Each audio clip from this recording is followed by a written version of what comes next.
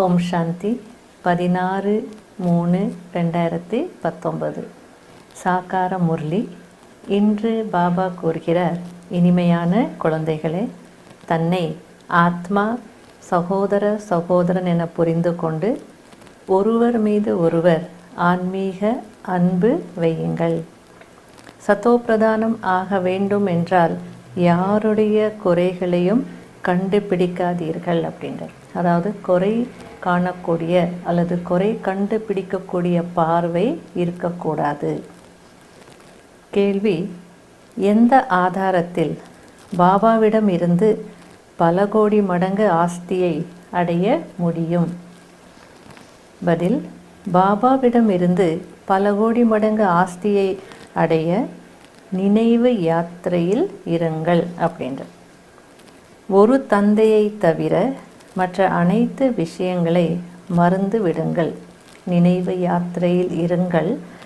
ஆனால் பாபா இன்னும் விளக்கி சொல்கிறார், அந்த நினைவு யாத்திரை எப்படி இருக்கணும் அப்படின்னா, ஒரு தந்தையை தவிர மற்ற அனைத்து விஷயங்களை மறந்து விடுங்கள், இப்படி நம்முடைய நினைவு யாத்திரை இருக்கணும். இவர்கள் இப்படி செய்கிறார்கள், அவர்கள் அப்படி செய்கிறார்கள், இந்த விஷயங்களில் நேரத்தை வீணாக்காதீர்கள். குறிக்கோள் மிகவும் உயரமானது. குறிக்கோள் மிகவும் உயர்வானது. ஆகையால் எப்போதும் சத்தோப்பிரதானம் ஆவதற்கான லட்சியம் வையுங்கள். பாபாவின் அன்பில் பாபாவிடம் உடனடியாக ஒட்டி கொள்ள வேண்டும் அப்படின்றார் பாபா. தன்னை சூட்சுமமாக சோதித்து கொண்டே இருங்கள், அப்போது முழு சொத்தை அடைய முடியும். அடுத்தது பாபா முரளியில் சொல்றார், இங்கு அமர்ந்திருக்கக்கூடிய குழந்தைகளுக்கு தெரியும், எல்லையற்ற தந்தை மீண்டும் நம்மை சத்தோ பிரதானமாக மாற்றிக்கொண்டிருக்கிறார். முக்கியமான யுக்தி இதுதான் சொல்றார் பாபா. தன்னை ஆத்மா சகோதரன் என்று புரிந்து கொள்ளுங்கள். முக்கியமான படிப்பினை பாபா கொடுக்கிறார். தங்களுக்குள் மிகவும் ஆன்மீக அன்பு இருக்க வேண்டும். முதல்ல அது போல இருந்தீர்கள். ஆன்மீக அன்பு உங்களுக்குள் இருந்தது, ஆனா இப்பொழுது இல்லை. மற்றபடி மூலவத்தனத்துல அன்பிற்கான விஷயங்கள் எதுவும் இருக்காது. அப்படின்னா அன்பு அப்படின்றது நம்முடைய செயல்கள்ல வெளிப்படுத்தக்கூடிய ஒன்று. அப்ப அங்க சரீரம் இல்லை, செயல்கள் இல்லை அப்படின்னு சொல்லும் போது மூலவத்தனத்துல அன்பு வெளிப்படுத்த வேண்டிய அதுக்கான அவகாசமே இருக்காது. அன்பு ஸ்வரூபர்களா வேணா இருப்பாங்க, ஆனா காட்ட முடியாது. அதனால்தான் பாபா இங்கதான் நீங்கள் ஆன்மீக அன்பு நிறைந்தவர்களாக இருக்க வேண்டும் அப்படின்றார். சத்தோ பிரதானமாக ஆகுவதுதான் உங்களுடைய குறிக்கோள். எவ்வளவு நீங்கள் சத்தோ பிரதானமாக ஆகிறீர்களோ அவ்வளவு குஷியும் வந்து கொண்டே இருக்கும். ஆரம்பத்தில் இருந்து எப்படியெல்லாம் நீங்க நடித்து வந்தீர்கள் என்பது உங்களுடைய புத்தியில் இருக்கிறது. இப்பொழுது தேக உணர்வு அல்லது தேகாபிமானம் இருப்பதன் காரணமாக ஒருவருக்கு இன்னொருவர் மீது இருக்க வேண்டிய அந்த அன்பு இருப்பதில்லை அப்படின்றார். அதுக்கு காரணம் தேக உணர்வு. அந்த தேக உணர்வுல இருக்கும் போது அன்பு இல்லாத காரணத்தினால ஒருவருக்கொருவர் பிறருக்குள்ள குறைகளை கண்டுபிடிச்சிட்டே இருப்பாங்க. இன்னார் இப்படி, இதெல்லாம் இவங்க இப்படி, அவங்க அப்படின்னு சொல்லிட்டே இருப்பாங்க. ஆனா எப்பொழுது நீங்க ஆத்ம அபிமானியாக இருந்தீங்களோ, ஆத்ம உணர்வில் இருந்தீங்களோ, அப்பொழுது யாருடைய குறைகளையும் பார்க்கல, அல்லது குறைகள் கண்டுபிடிக்கக்கூடிய அந்த பார்வையே உங்களுக்கு இல்லை அப்படின்றார் பாபா. ஆனா இங்க எல்லாருடைய பார்வையும் இப்ப எப்படி இருக்குன்னா குறை காணக்கூடிய பார்வையாக இருக்கிறது. அதனால அந்த குறைகள் தெரியறதுனால எப்பவுமே தங்களுக்குள்ள சண்டை போட்டுக்கொண்டே இருப்பார்கள். அதனால பாபா சொல்றார், எவ்வளவு முடியுமோ அவ்வளவு நீங்க நினைவு யாத்திரையில இருங்க. எவ்வளவு என்னை நினைவு செய்கிறீர்களோ அவ்வளவு அந்த குறைகள் வெளியேறிக்கொண்டே இருக்கும் அப்படின்றது. அந்த குறைகளை நீக்குவதற்கான வெளியேற்றுவதற்கான வழி நினைவுதான். அடுத்தது பாபா சொல்றார், இந்த குறைகள்னாலதான் ஆத்மா அசாந்தியில் இருக்கிறது. ஆகையால உங்களே நீங்க செக் செய்து கொள்ளுங்கள். நமக்கு ஏன் அசாந்தி இருக்கிறது? இந்த அசாந்தி அது சத்தியுகத்துல எவ்வளவு நல்லா குறை காணாமல் எவ்வளவு நல்லா இருந்தோம். ஆனா இப்ப கலியுகத்துல இவ்வளோ அசாந்திக்கான காரணம் என்ன? அப்ப அந்த பதில் உள்ளே இருந்து வரும். ஆமா, அந்த ஆன்மீக அன்பு இல்ல, சகோதர அன்பு இல்ல, அந்த குறைகள் பார்க்கக்கூடிய பார்வை இருக்கிறதுனாலதான் நம்ம வாழ்க்கையில இவ்வளோ அசாந்தி அப்படின்றது உங்களுக்கே புரியும் அப்படின்றார். அதனால்தான் பாபா சொல்றார், இனிமையான குழந்தைகளே, நீங்கள் எவ்வளவு ஆடாது அசையாது இருந்தீர்கள். எந்த ஒரு மிஸ் அண்டர்ஸ்டாண்டிங்கும் இல்ல, கருத்து வேறுபாடெல்லாம் அங்க எதுவுமே கிடையாது. யாரையும் நீங்க நிந்திக்கவே இல்லை, யாரையும் திட்டல அப்படின்றார் பாபா. சத்தியுகத்துல அப்படி அவ்வளோ நல்லா இருந்தீங்க. இவர்கள் இப்படி இருக்காங்க, அவர்கள் அப்படி இருக்காங்க. இப்போ பாபா சொல்றார், இதெல்லாம் தயவு செய்து மறந்துடுங்க, இதெல்லாம் மறந்துடுங்க, இதெல்லாம் விட்டுடுங்கன்றார் பாபா. இது எல்லாத்தையும் விட்டுட்டு தன்னை ஆத்மா என்று உணருங்கள். அதாவது தேகாபிமானத்தில் வரதுனாலதான் அவகுணங்கள் பாப்பீங்க அல்லது அவகுணங்கள் தெரியுதுன்றார் பாபா.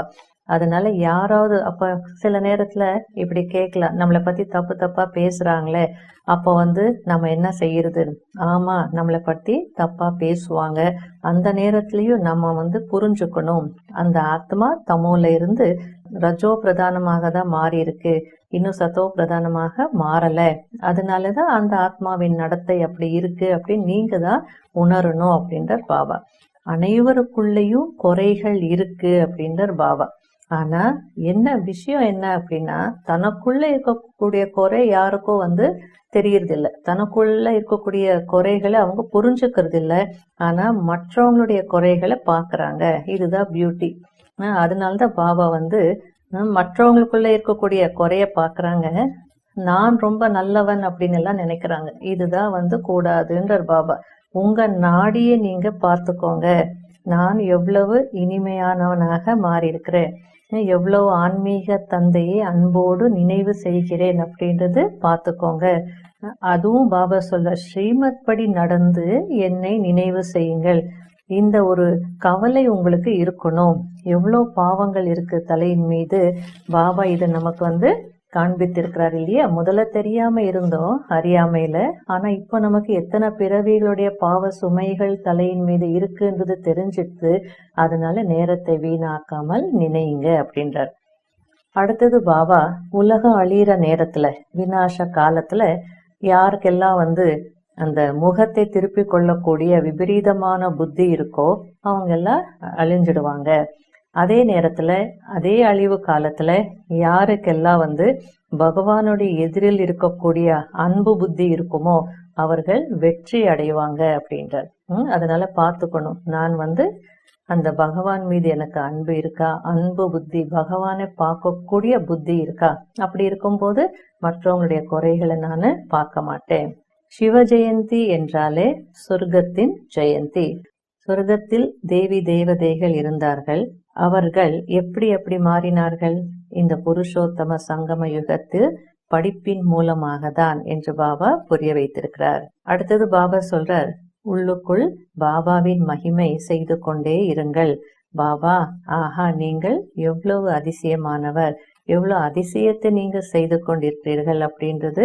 அதாவது என்னை பற்றி நான் எப்படி இருந்தேன்னு எனக்கு தெரியும், அப்ப நான் மாறி இருக்கிறேன் அப்படின்னா அதே ஒரு அதிசயம் இல்லையா? என்னை போன்ற ஒரு ஆத்மாவை நீங்க மாத்திருக்கீங்கன்னா அதிசயம்தான் பாபா அப்படின்னு பாபா கூட பேசுங்க, உரையாடல் செய்யுங்க அப்படின்றார். பாபா சொல்றார், நீங்க மீண்டும் என்னை நினைவு செய்யுங்கள், குஷியில் இருங்கள், ராஜ்யத்தையும் அடையுங்கள் என்றார். சில குழந்தைகளுக்கு பாபாவை சந்திப்பதற்கான குஷி இருக்கு. மதுபன் போறோம், பாபாவை சந்திக்கிறோம், அந்த குஷி இருக்கு. ஆனா உள்ளார்ந்த குஷி எப்பொழுதுமே இருப்பதில்லை அப்படின்றது. அதனால எப்பொழுதுமே குஷியில் இருக்கணும். கடைபிடிக்க வேண்டிய முக்கியமான சாராம்சம், ஆத்ம அபிமானி நிலையை கடைபிடித்து சுகமுடையவர் ஆக வேண்டும். யாருடைய குறையும் கண்டுபிடிக்க கூடாது. ஒருவருக்கொருவர் மிகவும் அன்பாக இருங்கள்.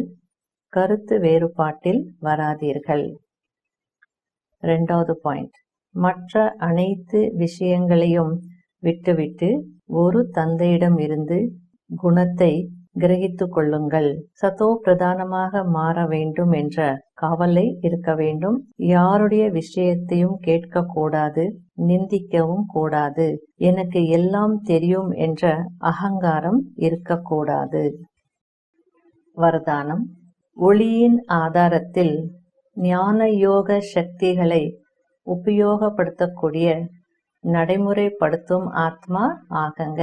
எக்ஸ்பெரிமெண்ட் பண்ணக்கூடிய லேபரேட்டரியில எப்படி ஆராய்ச்சி செய்யறாங்களோ அது போல வாழ்க்கையில எக்ஸ்பெரிமெண்ட் பண்ணக்கூடிய ஆத்மா ஆகுங்க அப்படின்றார் பாபா. ஞான யோக சக்திகளை எவ்வாறு இயற்கையின் ஒளி சயின்ஸின் அநேக விதமான உபயோகத்தை பிராக்டிக்கலில் செய்து காட்டுகிறது, அதை போல் நீங்கள் அழியாத பரமாத்மா ஒளி, ஆத்ம ஒளி கூடவே பிராக்டிக்கலில் லேசாக இருப்பதன் மூலமா ஞான யோக சக்திகளை உபயோகப்படுத்துங்கள் அப்படின்ற. நம்முடைய மனநிலை மற்றும் ஸ்வரூபம் டபுள் லைட்டாக இருந்தால் அந்த உபயோகப்படுத்துவதில் அல்லது அந்த ஆராய்ச்சியிலும் கூட வெற்றி மிகவும் எளிதாகவே கிடைக்கும். எப்பொழுது நாம் ஒவ்வொருவரும் தனக்காக இந்த ஞான யோக சக்திகளை உபயோகப்படுத்துறோமோ அப்பொழுது உபயோகப்படுத்தக்கூடிய ஆத்மாக்களின் பவர்ஃபுல் குழு உருவாகிவிடும் அப்படின்றார் பாபா. ஒவ்வொருத்தரும் தனக்காக செய்யும் போது அப்போ அந்த ஒரு குழு தயாராகிடும். ஸ்லோகன். தடைகளின் அம்சம் மற்றும் வம்சத்தை முடிக்கக்கூடியவர்தான் விக்னங்களை அழிப்பவர். ஓம் சாந்தி.